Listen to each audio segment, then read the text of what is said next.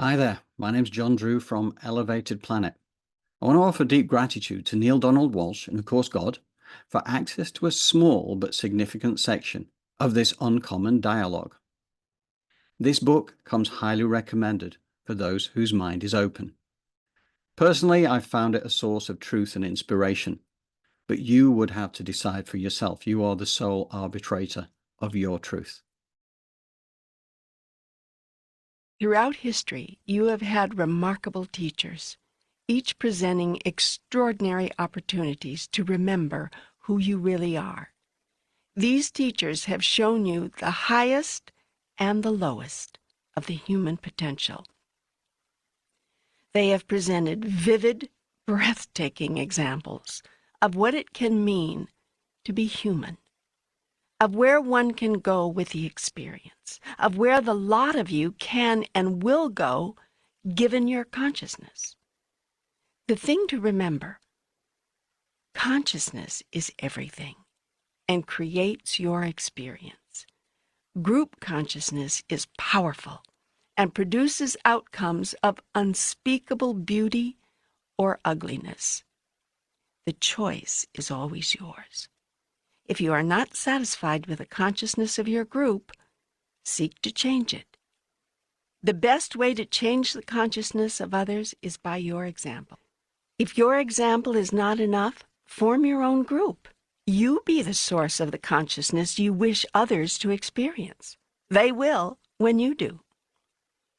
It begins with you. Everything, all things. You want the world to change?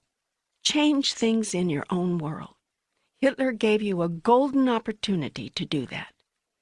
The Hitler experience, like the Christ experience, is profound in its implications and the truths it revealed to you about you. Yet those larger awarenesses live, in the case of Hitler or Buddha, Genghis Khan or Hare Krishna, Attila the Hun or Jesus the Christ, only so long as your memories of them live.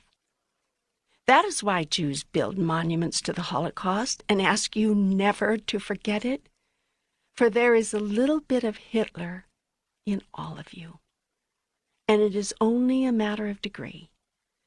Wiping out a people is wiping out a people, whether at Auschwitz or Wounded Knee.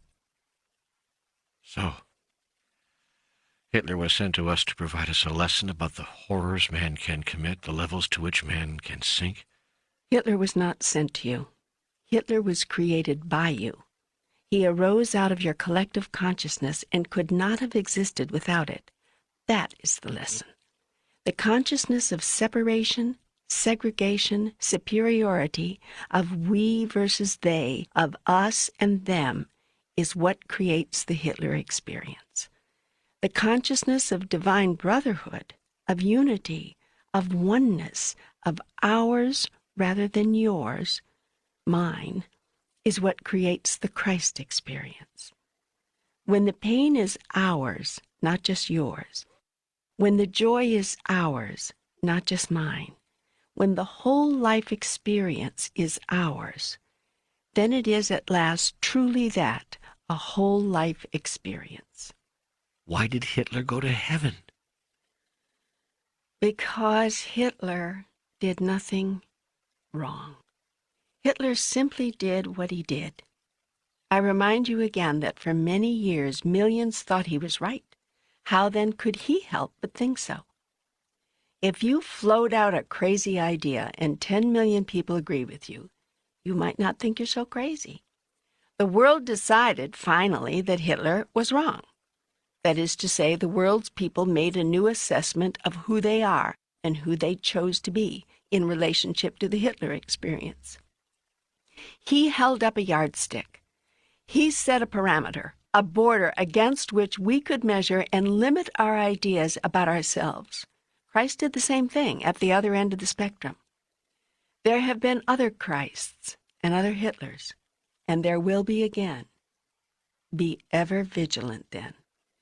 For people of both high and low consciousness walk among you, even as you walk among others. Which consciousness do you take with you? I still don't understand how Hitler could have gone to heaven. How could he have been rewarded for what he did? First, understand that death is not an end, but a beginning. Not a horror, but a joy. It's not a closing down, but an opening up. The happiest moment of your life will be the moment it ends. That's because it doesn't end, but only goes on in ways so magnificent, so full of peace and wisdom and joy as to make it difficult to describe and impossible for you to comprehend.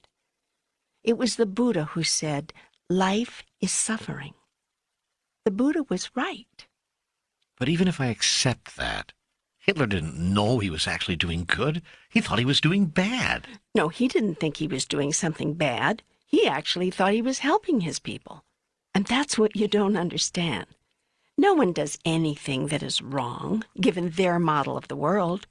If you think Hitler acted insanely and all the while knew that he was insane, then you understand nothing of the complexity of human experience. Hitler thought he was doing good for his people, and his people thought so too. That was the insanity of it. The largest part of the nation agreed with him. You have declared that Hitler was wrong. Good. By this measure, you have come to define yourself. Know more about yourself. Good. But don't condemn Hitler for showing you that. Someone had to. You cannot know cold unless there is hot, up unless there is down, left unless there is right. Don't condemn the one and bless the other. To do so is to fail to understand. For centuries, people have been condemning Adam and Eve. They are said to have committed original sin. I tell you this, it was the original blessing. For without this event, the partaking of the knowledge of good and evil, you would not even know the two possibilities existed.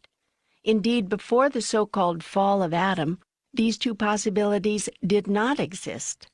There was no evil. Everyone and everything existed in a state of constant perfection. It was literally paradise. Yet you didn't know it was paradise, could not experience it as perfection, because you knew nothing else. Shall you then condemn Adam and Eve, or thank them?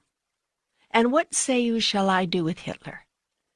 I tell you this, God's love and God's compassion, God's wisdom and God's forgiveness, God's intention and God's purpose are large enough to include the most heinous crime and the most heinous criminal.